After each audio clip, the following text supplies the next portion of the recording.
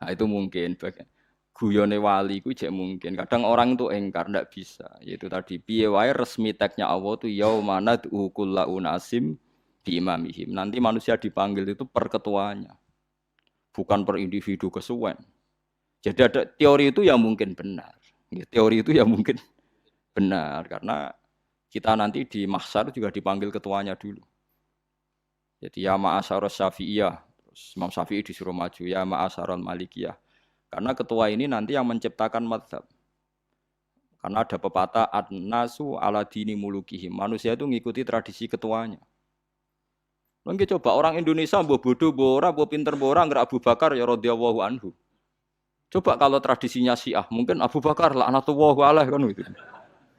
Ya kita tidak tahu, tahu-tahu begitu. Akhirnya kita ketiban apik karena menghormati apa? Sahabat. Artinya ketua itu penting, menciptakan suasana ketua itu penting. Coba kalau tanpa ketua, mungkin kita tidak punya tradisi. Makanya yang dipanggil itu ketuanya. Paham? Makanya sampean milih ketua itu yang benar. Setidaknya orang ikhlas. Misalnya rapati benar, penting ini ikhlas. Ngeri itu kalau pas sampean dipanggil nunjuk ketua itu, kemudian ketua partai, wah panggil pangeran bingung sampean. Ketua sopok nyebut ketua partai. Ketua nih partai dia celok pangeran Melayu. Wah ngadepi pangeran meriang tetep. Paham gitu. Jadi nanti sampean itu ditanya itu lewat nopo? Lewat nopo? Ketua. Terus ketua nanti itu ngecek ada nur yang dipakai alamat dia ngikutin ndak. Nah, yang paling ngeri ya termasuk Rasulullah. Rasulullah itu nanti pakai standar itu. Inna umati yut'auna yaumal qiyamati hurran muhajjalin min atharil wudu. Itu kan ada tanya jawab sama sahabat. Kata Rasulullah, kamu tidak usah khawatir kalau saya meninggal. Meninggal saya itu baik. Hayati khairun lakum wa mamati khairun lakum. Saya hidup di antara kalian ya baik, setelah saya meninggal juga baik. Ya Nabi ya unik. Amma hayati fali asunna lakum as-sunan. Kalau saya masih hidup, berarti saya bisa meneladani kamu melakukan beberapa sunnah, beberapa tradisi. Sunnah itu tradisi. Jadi orang kudu artinya sunnah itu wajib atau sunat. Buktinya di Quran ada sunnatallahil latif sunnatullah fil ladzina khalau min qabl. Jadi sunnahnya, tradisinya Allah menghukumi orang-orang dulu. Itu bisa orang benar, bisa orang tidak apa? Benar. Kata Nabi, kalau saya masih hidup, fali asunna lakum asunan, saya bisa mentradisikan kamu beberapa sunnah, bisa wajib, bisa sunnah. Wa amma wafati ya khairun lakum. Kalau saya sudah meninggal nanti juga bagus. Mergo aku nak SK pundhut jare Nabi, aku jejer pangeran. Jadi nak roh kowe apik, saya muji Allah, nak roh kowe elek, langsung saya minta ampunan kepada Allah. Dan semua umatku nanti diampuni. Terus Nabi mulai menangis. Tapi ada beberapa masalah. Ketika orang-orang itu ternyata umatku, mau saya ajak ke surga, kata Tuhan, kata Allah, innahum qad ahdatsu ba'dak. Mereka ini bikin aturan aneh-aneh setelah kamu Muhammad. Terus fa'aqulu suhqan ya sudah kalau gitu tak tinggal ke surga, tidak ikut masuk surga. Nah kemudian ulama berdebat ahdatsu itu apa? Ada yang itu bid'ah gitu. Macam-macam. Kalau ulama sunni ahdatsu itu ya bid'ah ibadah mahdhah. Jadi misalnya orang melakukan sholat zuhur kok 6 rakaat itu kan wong nganggur papat ae kesel kok malah muni 6 itu. Utawa zuhur kok mau 3 rakaat itu kan ya itu bid'ah. Karena ibadah mahdhah. Tapi kalau masalah sosial itu fleksibel. Fleksibelnya adalah misalnya dulu Nabi naik unta, orang yang anti bid'ah juga naik Innova. Padahal dulu naik unta. Orang-orang yang poligami itu ya tidak nunggu istri pertama mati. Padahal dulu Nabi poligami setelah Sayyidah Khadijah meninggal. Ya mereka baik-baik saja. Alasannya poligami sunnah Rasul. Padahal nak detailnya sunnah Rasul poligami setelah istri pertama meninggal. Jadi kayak Rohin itu belum boleh. Istrinya kan masih hidup 2 dia. Tapi sudah.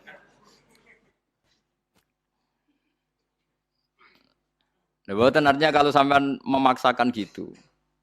Sampean kalau nggak percaya saya bacakan ayat. Wal khailah wal bihola wal hamiro ditarkabuha wazina. Kamu bisa naik kuda, naik unta, naik himar. Setelah kamu naik dan kamu tenang di atas punggungnya, litastawu ala zuhuri summa tazkuru ni'mata rabbikum idza stawaitum alaihi wa taqulu subhanalladzi sakhkhara lana hadza ma kunna lahu muqrinin. Artinya ketika kita naik onta zaman dulu dan tagnya memang onta, itu terus kamu baca subhanalladzi sakhkhara lana hadza. Apakah sekarang kesunatan baca itu kalau yang ditumpai onta, sehingga kalau yang naik Innova tidak usah baca itu? Gitu. Wah, aku numpakku ora onta kok, dadi ora usah maca subhanalladzi apa? Sakhkhara lana. Dhisik Nabi maca iku mergo numpake onta. Ya ngajak goblok bareng to, mosok umat tepuk kanthi begitu tuh. Makanya sensitif, bakas bid'ah ndak itu sensitif, tidak usah dibahas, biasa saja. Nek senara cocok ya diem aja. Sudah, sebenarnya arah cocok kalau sampai ngelakoni tapi tidak usah komentar karena jelimet. Saya pernah ditelepon orang, dimaki-maki. Orang Sidoarjo. Padahal orang Jawa Timur, ya aneh. Karena ada orang matur Rasulullah, namanya Abdullah bin Amr. Ya Rasulullah, saya ini kuat puasa terus. Kata Nabi, jangan. Puasa 1 bulan 3 hari saja itu sama dengan 1 bulan penuh. Karena 1 puasa sama dengan 10. Masih balelo terus termasuk menyangkut Quran. Ya Rasulullah, saya ini tiap hari khatam Quran, jangan 1 bulan sekali saja baru khatam. Enggak ya Rasulullah, saya ini ingin sering khataman. Ya sudah kalau gitu seminggu sekali, sab'a layal. Saya lebih kuat ya Rasulullah, 3 hari.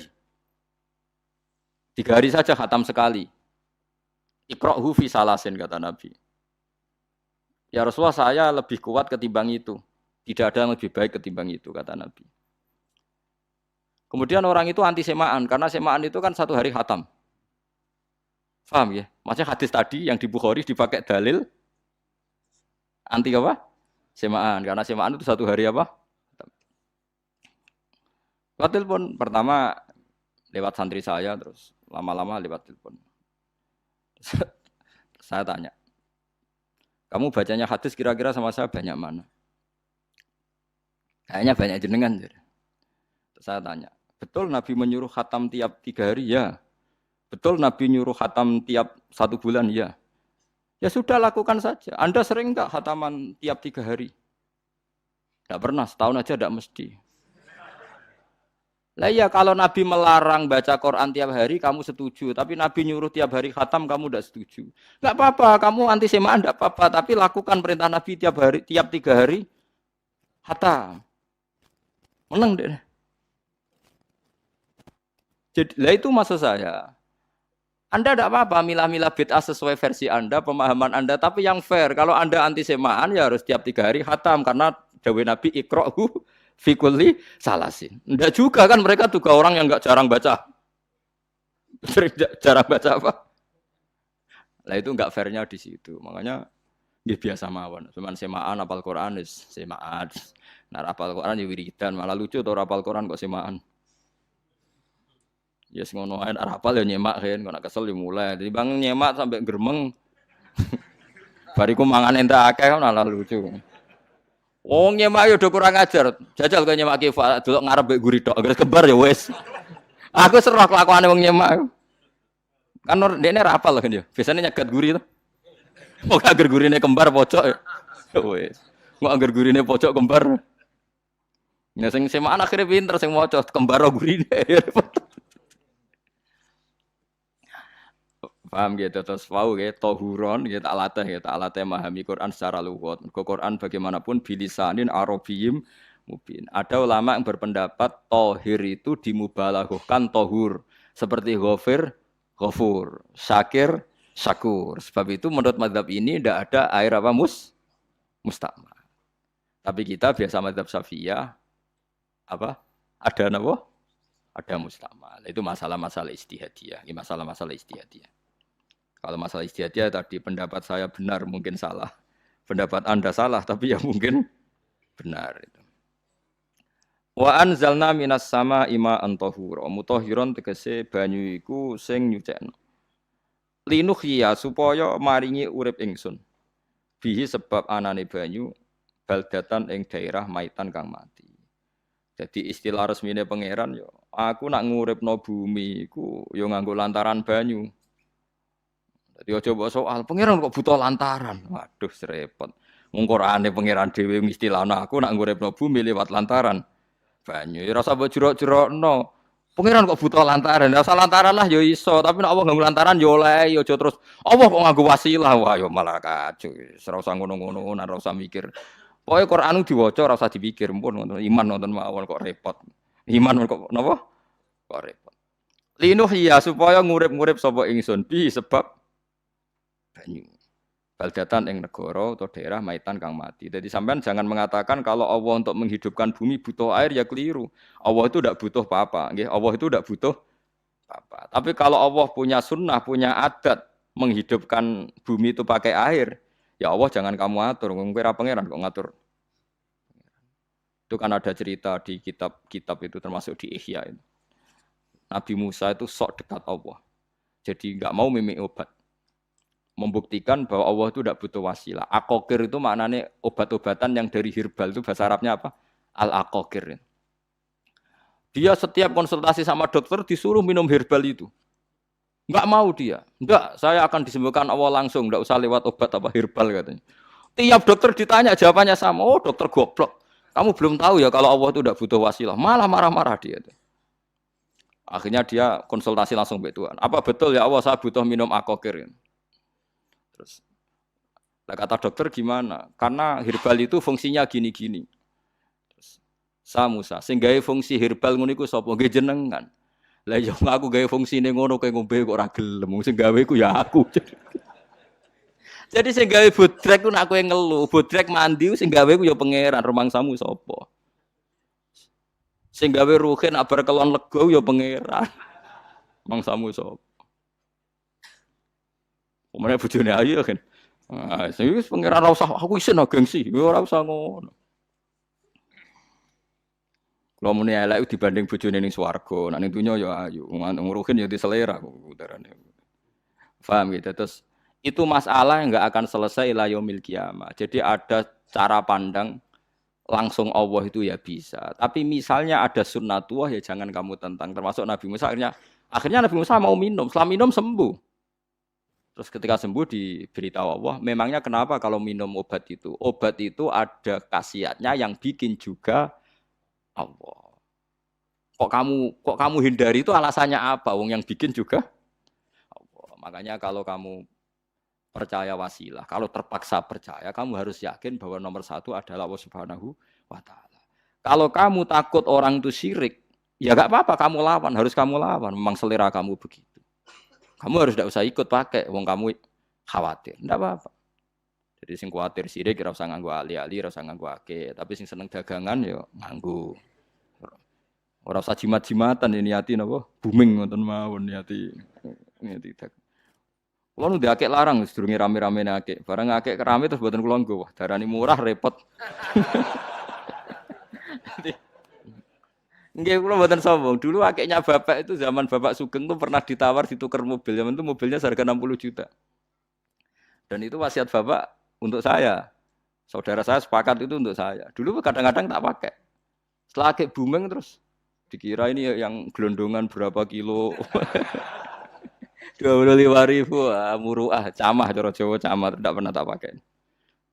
Saya yakin ikut turun itu ake-ake yang mahal itu karena dikira yang produk ya yang masal itu yang itu. Paham gitu terus sampean biar tahu duduk perkara ini. Jadi tohur ya tohuron itu sifat mubalaghah. Tapi kalau dalam madzhab Syafi'i tohur itu ismul alat. Jadi tidak maknanya mengulang-ulang sehingga Imam Syafi'i tidak membolehkan wudu pakai air apa? Mustamal.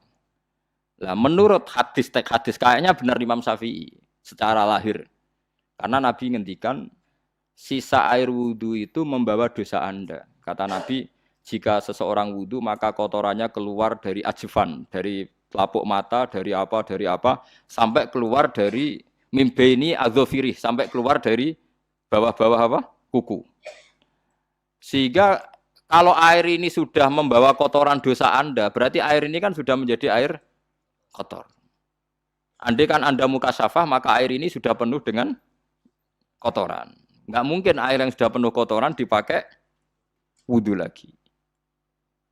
Itu cara berpikir Imam Syafi'i. Ya sampean ikut mana ya?